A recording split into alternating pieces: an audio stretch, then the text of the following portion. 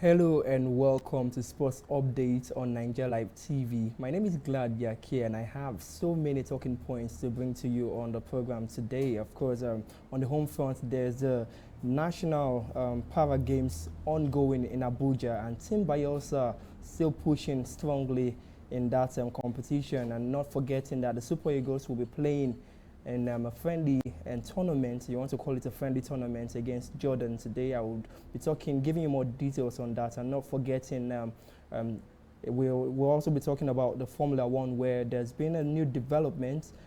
Kim Antonelli is still having a very solid season so far in 2026. It's been a beautiful year for the young man. But we're going to be talking about these and more. But I think we have to begin on the home front, where Team Bayelsa is putting up a solid performance at the National Para Games, and for Team Bayelsa, they currently have about 28 medals thus far, with 13 gold medals, 6 silver medals, and 9 bronze medals. So for Team Bayelsa, I think the most dominant event for them so far is swimming.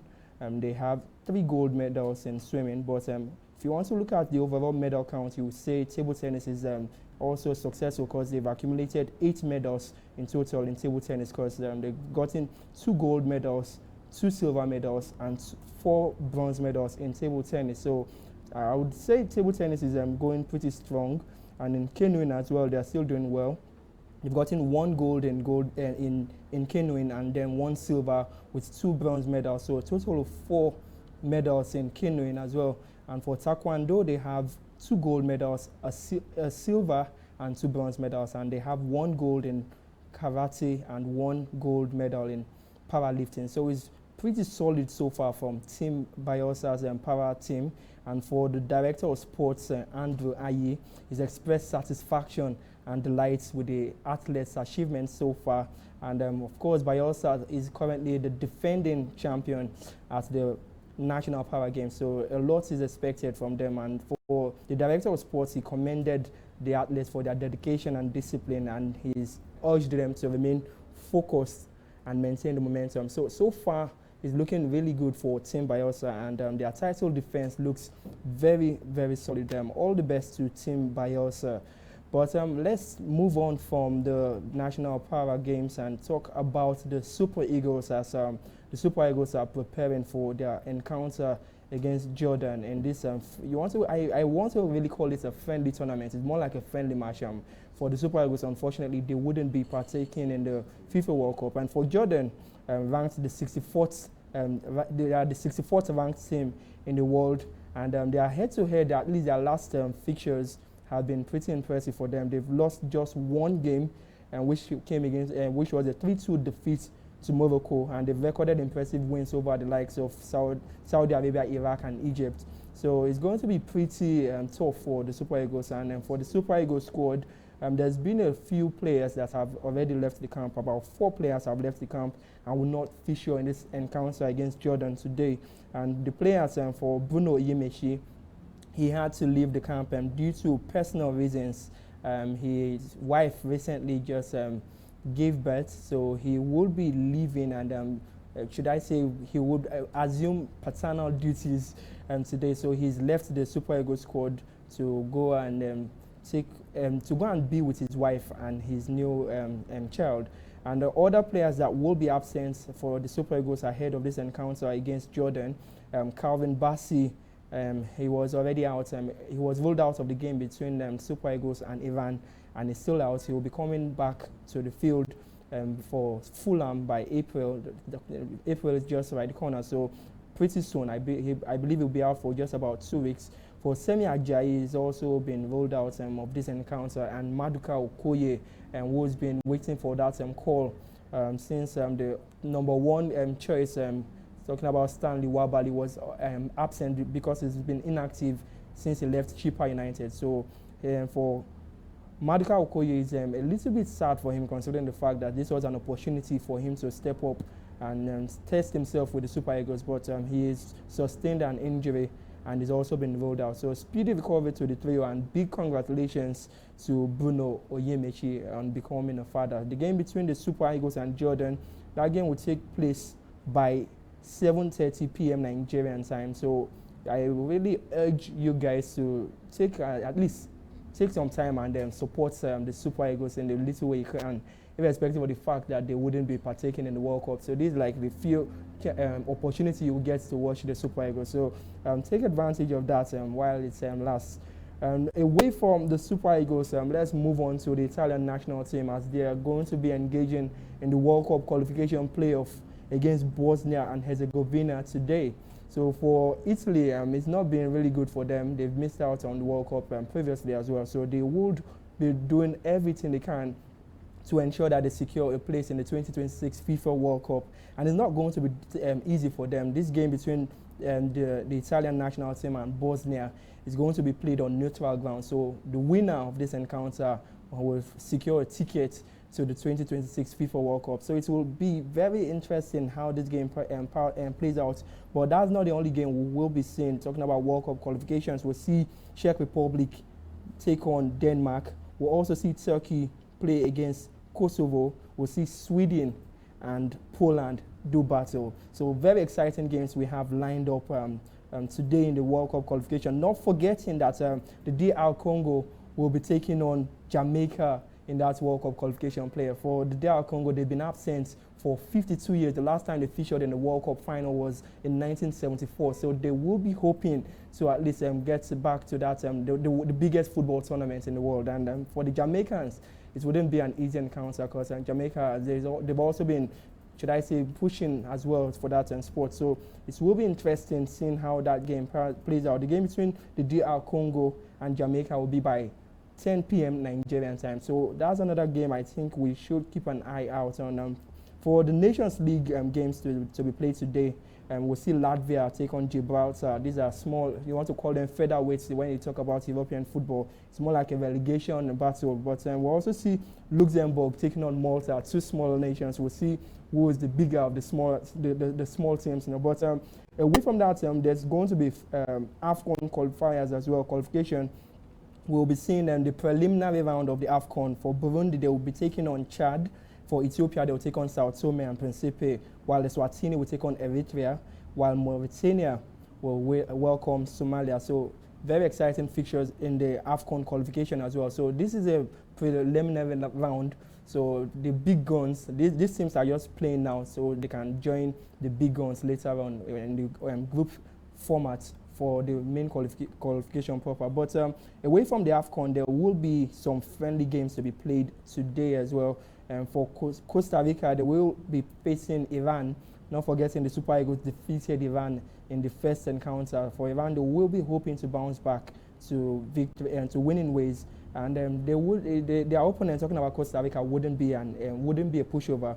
But for Iran, there's a lot of political tensions and strife. I'm not sure how that will affect the national team. But away from the Iranian game, we'll see Montenegro take on Slovenia. We'll also see Norway take on Switzerland. Then Saudi Arabia will play against Serbia. We'll also see Hungary and Greece do battle. We'll also see Russia and Mali take on each other, while South Africa will host Panama. We'll also see Morocco take on Paraguay. Morocco, they've had this controversy, call them a lot of people tag them the towel champions of Africa because they didn't win on the field of play, but later on they were eventually named the champions of Africa. So we'll see how the official champions of Africa fare when they take on their opponents, talking about Paraguay. But I would expect Morocco to get it done over Panama. I beg your pardon. Okay, Paraguay, I was actually right the first time. So it will be kind of interesting seeing how the Moroccans fare against Paraguay, because they have this tag as the African champions. So we want to see them showcasing raising that African flag really high. But Paraguay, these southern and South American teams, they tend to be very physical. So we'll see if the Moroccans can match that physicality. And away from the Morocco and Paraguay game, we'll see Peru take on Honduras, and Algeria and Uruguay will do battle. Scotland will take on Ivory Coast. Ivory Coast have been very impressive. Their last game they played, I think they won 4-0, and it was pretty impressive as well. For Austria, they will take on South Korea, while England will take on Japan. The English national team they've been preparing steadily for the 2026 World Cup, and for Thomas Tuchel, he wants to extend his unbeaten run. I think the only time he lost was against Senegal. Since then, he's been winning every game he gets his chance on. Apart from the last game he played against Uruguay in a 1-1 draw, but they will be looking forward to getting a win against Japan. Japan are also coming on the back of a defeat, so they would want to at least get something. I know it's just friendlies, but there's a lot of pride at stake for these teams as well. Unlike Ghana, we saw what happened with Ghana. They lost. They played 2 friendlies. The first friendly they played was against Austria. They lost 5-1. And then they played against Germany. It was quite embarrassing. Despite the fact that it was a friendly, they eventually sacked their coach. So to tell you that irrespective of the fact that these are friendly games, there's still a lot of pride at stake. So for the Japanese, they want to at least save their faces when they face the England national team today. We'll also see Netherlands take on Ecuador. Slovakia will take on Romania. And Ukraine will take on Albania. Wales will take on Northern Ireland. While Senegal, you want to call them the de facto champions of Africa, irrespective of the fact that at least CAF recognizes Morocco. These are at least the people's champion. I want to tag them that they will be taking on Gambia, a fellow African side. It will be an interesting encounter there, but I think it will be a walkover for Senegal. I think it's a one-way traffic. I see Gambia putting up any real resistance against the Senegalese side. And then for the Egyptian national team, they will be facing the Spanish national teams. The Spanish national team, I beg your pardon. So these are the games, the friendly matches we will be seeing today. But away from football, I think we have to wrap up with Formula One, where it's really, really heating up. For Kim Antonelli, the young man has been unstoppable so far in 2026. Yet again, he's secured the podium finish as he won the Japanese Grand Prix on the 29th of March, so just 2 days ago. So the young man is doing very well with Mercedes, and for Oscar Piastri, he finished second, so still a strong finish for Oscar Piastri, while Charles Leclerc finished third.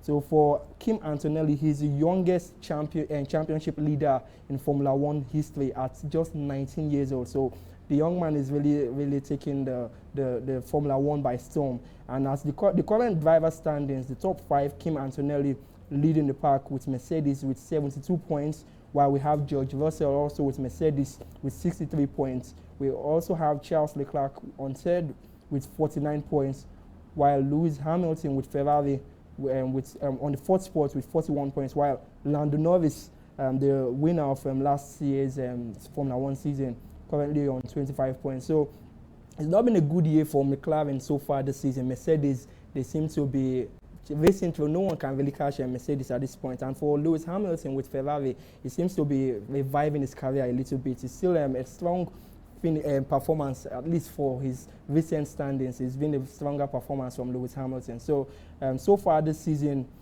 the Australian Grand Prix, George Russell won that one. Then in the China Grand Prix, we saw Kim Antonelli winning it, and in Japan, Kim Antonelli winning it yet again. So back-to-back wins for Kim Antonelli. So it's been a very beautiful breakout year for the young man. He just broke into Formula One and he's taking it by storm. For Mercedes so far, they are currently the fastest car on the grid right now. For Ferrari, there's a lot of improvements. Of course, Hamilton on the back of a recent podium finish, and then pushing Charles Leclerc as well. And so far, at least the story for this season in the Formula One for McLaren, the defending champions, they're currently struggling. While for Max Verstappen and Red Bulls, it's not been a very good year for him. For Max Verstappen, he's also even hinted about potential retirement. And I wish we can talk more on the program today, but this is where we have to draw the curtain. But before we leave, a quick reminder for our viewers and partners that Nigeria Live TV is officially open for business. And if you're looking to boost your brand through paid adverts or sponsorship, we are ready to partner with you. You can reach us via call or WhatsApp on our studio line at 0812 934 0000. I'll take it again, 0812 934 0000. While for physical consultations, you can visit our head office at number 122 Imbiama Yenagoa Road here in Amarata, Yenagoa Bayelsa State. And don't forget to stay connected. Follow us on social media, Facebook, YouTube, Instagram, TikTok, and X at Nigeria Live TV. Or you can visit our website at www.nigerialivetv.com. Thank you for being a part of the program today. My name is Glad Yakie. Until next time, do have a good one.